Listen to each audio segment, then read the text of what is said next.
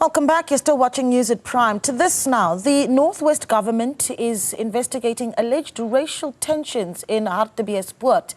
It follows allegations that Afrikaans-speaking individuals torched properties belonging to black-owned businesses to force them out of the area. Businessman Hartley, Ngoato, and Harties community development Russell Baloyi join us now for more details on this. Gentlemen, good evening to you. Thank you so much for joining us on News at Prime. Russell, I'm going to let you go first here. Talk to us about the extent of the damage that was done, and I just want to get, I suppose, the facts around properties that have been burnt and just how serious that situation is. Yes, good evening. I think it's very important that, because right now, as I sit before you, we're having a situation where people are competing in terms of who has suffered the most from the current racism.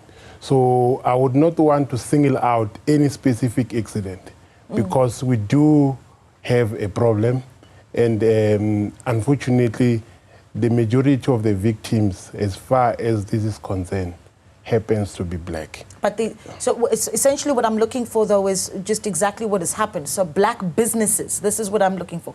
Are black businesses being tortured, and is it because they're black? Let's start there. Yes, well, look, on average, you have a situation where the typical population of white people in Hartbeespoort, it's old people. And Hartbeespoort has been sort of a typical pocket of excellence for racism. So over the years, white people have actually established Hartbeespoort as their center of racism. So they are in charge of everything that happens there. But as you would know, that over the past 30 years, black people were allowed to move around the country because the problem is historic. Now, as black people come in there to start businesses, that's where the problem happens. And the main cause of the problem is that the land surrounding the dam is owned by the government. Nobody owns the land. It belongs to government. Government is supposed to give leases to everybody. But now, the white people who are there, historically, they receive the lease first, which on average will be a 99-year lease, 800 rand per annum, and that's where it is. And some of those leases have lapsed, if not cancelled. So that's where us as black people, we came in with an intention of coming in to be accommodated. And that's where the problem is. Because over the years, there is that sense of entitlement to the land. And the people are just not willing to share. And it's so unfortunate that some of the officials in the Department of Water and Sanitation, they happen to be white.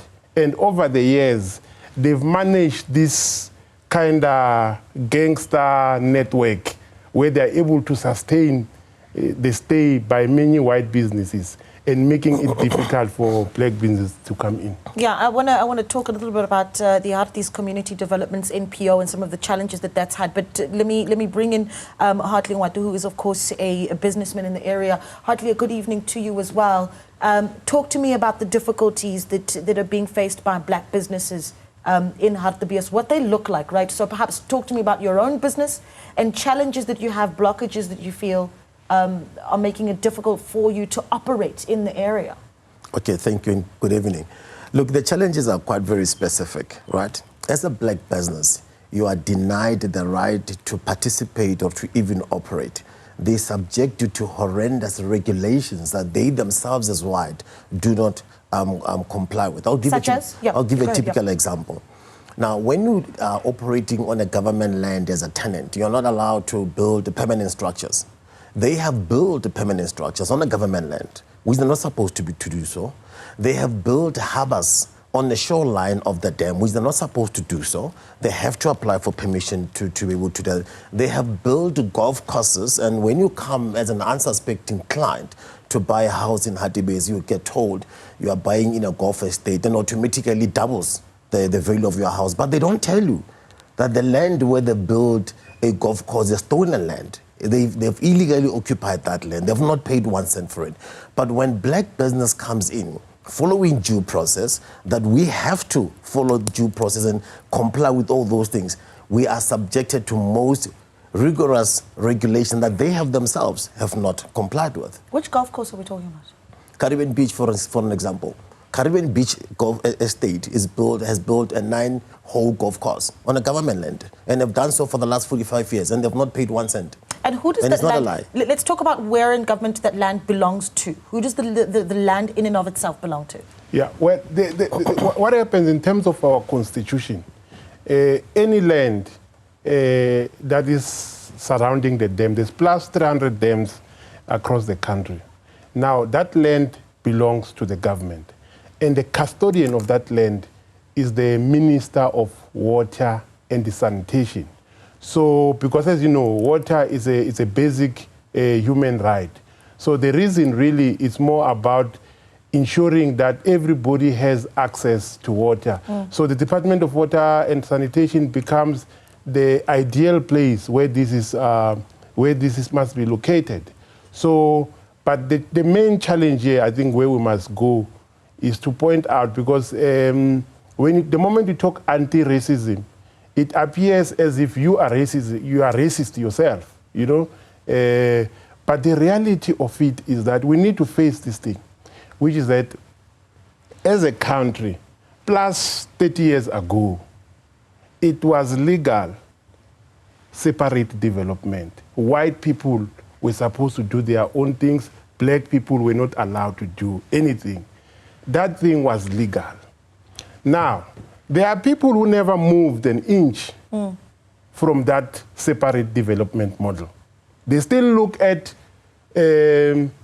Hartbeespoort as part of Transvaal, Free State as Orange Free State, you know, your Natal, and all those kind of things that are old-fashioned. And like I said before, these are old people. Some of them, unfortunately, their communities allow them to be racist in their small communities. And when we come out and speak, because remember, black people will never be racist in any way. Will never be violent in a case like these ones. But the unfortunate part is that when we come out like this, sometimes we appear as if we want to do reverse racism, which is not true, because you can go anywhere in the world. There is nowhere where black people have organized something against white people and succeeded. But where's the proof that, and perhaps this is a question I can give to you, where's the proof that this is about race, right? And this isn't just about leases and contracts. Where's the proof that this is particularly black businesses, black individuals, black institutions that are being targeted, where we've seen, for instance, a Matibedi whose business, I believe, went up in flames in Hartbeespoort. Where's the proof that this is about race? It is, and I'll give you the proof. There is an article that was written by Jack Seal in 2009 when the government introduced the project called Metsi Army.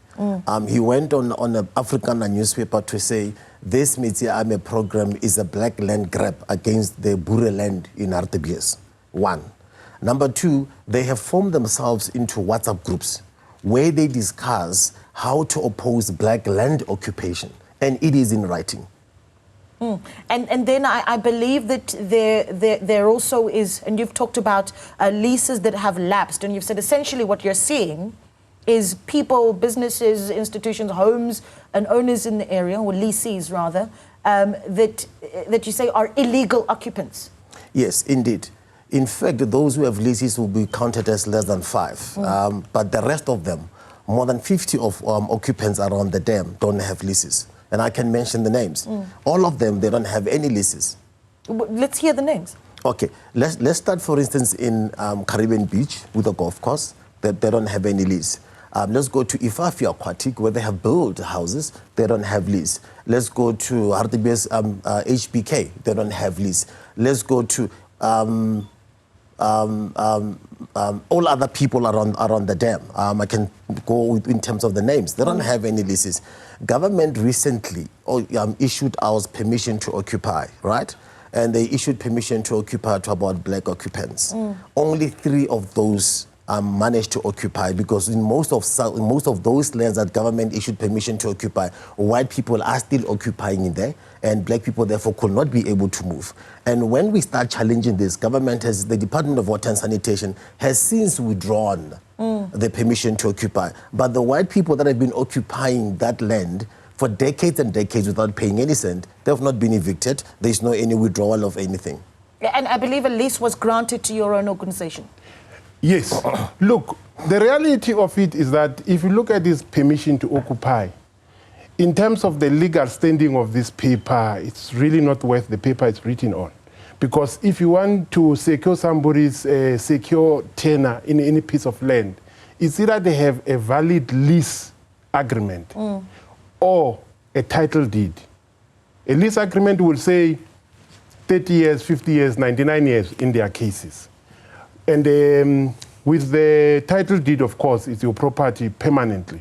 But with this PTO that they've issued to black people, they are not worth anything. That's why it was even easier for them to say, no, we are recalling this PTO. And this is about systematic racism, because we need to acknowledge that over the years, white people have developed an attitude of superiority over blacks. Because over the years, there's been that employer, employee, master, servant, ruler, and the ruled.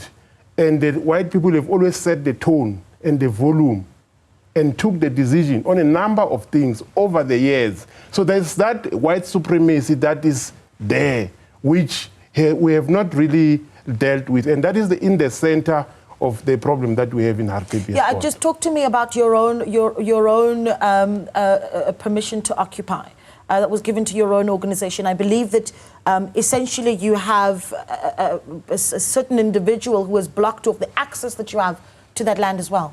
Yes, they gave us a permission to occupy to one piece of land, which is an old military hospital there in Harties, in Meerhof specifically.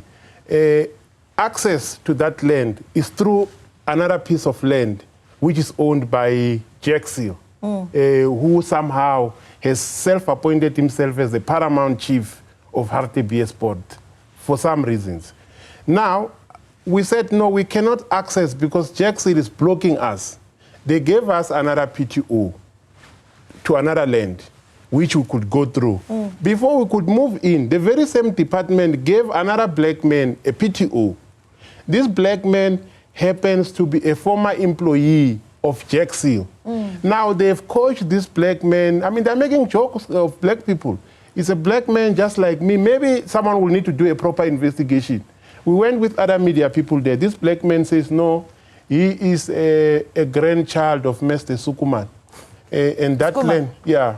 And that land belongs to him, he's entitled to it. He even says there on camera that Joey van Rooyen from the department gave it to him. He cut the other piece for us, which we can't even go through. Okay, so here's the challenge here, is that obviously now you've named quite a few businesses and individuals, and now we're tasked with really needing to find them and also get their perspective on it. But what is your solution on how we deal with the violence that is now being reported? Again, I mentioned the Bubbles Champagne Garden restaurant that was burnt down. Talk to me about other incidents that you've seen. And also, who needs to step up? And what do you want to hear from government officials, perhaps even the Minister of Water and Sanitation? The Department of Water and Sanitation needs to get its acts together. They need to stop creating these problems. When I moved into the piece of land that they've allocated to me, I indicated to them in writing the close proximity to houses. I indicated to them that this is not the piece of land I have applied for. The piece of land that I have applied for was 12 hectares. And they said to me, no, move on from that piece of land. We'll give you this piece of land, not without telling me that after they move me, they will allocate the piece of land that I had applied for to a husband of an employee of the Department of Water and Sanitation. Now, they said to me, make a second application because we've only allocated 2 hectares out of the 12 hectares you had applied for, and get somebody to work with you. Once I've got somebody to work with me, they go to that particular person and say, remove Ngoato's name from the list and go alone. So that black on black violence will start, and we'll start fighting amongst ourselves. And the next thing is going to be that blacks are fighting amongst themselves. That's like what Russell was actually indicating. But in actual fact, at the center of all these things, it's the Department of Water and Sanitation, and it's very few people. Yeah, and we'll be reaching out, of course, to the Department of Water and Sanitation. Briefly, your last thoughts. Yeah. No, I think basically we have a very perfect solution. I think it's more like the universe has conspired to deliver the former Minister of Water and Sanitation to be the Minister of Police now. He issued a letter in 2022 to Jack Seal, instructing him that he has cancelled the lease agreement and he must vacate the piece of land. That man never vacated the land. And now the former minister is the Minister of Police. He have warm bodies that he can deploy to go and enforce the law. I think if it can start there, because he knows the problem. They've been reported to him. He is the Minister of Police. Yep. As the Minister of Water and Sanitation, he wrote the letter to this white man who disrespected him. And now he can enforce the law. Well, there you go. Well, I guess now I've got to reach out to two ministers, right? The Water and Sanitation Minister as well as the Police Minister. Thank you so much for speaking to us, and we'll be following up on this issue, getting all the role players as well to have their take on it. Businessman Hartley Ngoato there and Harties Community Development's Russell Baloyi.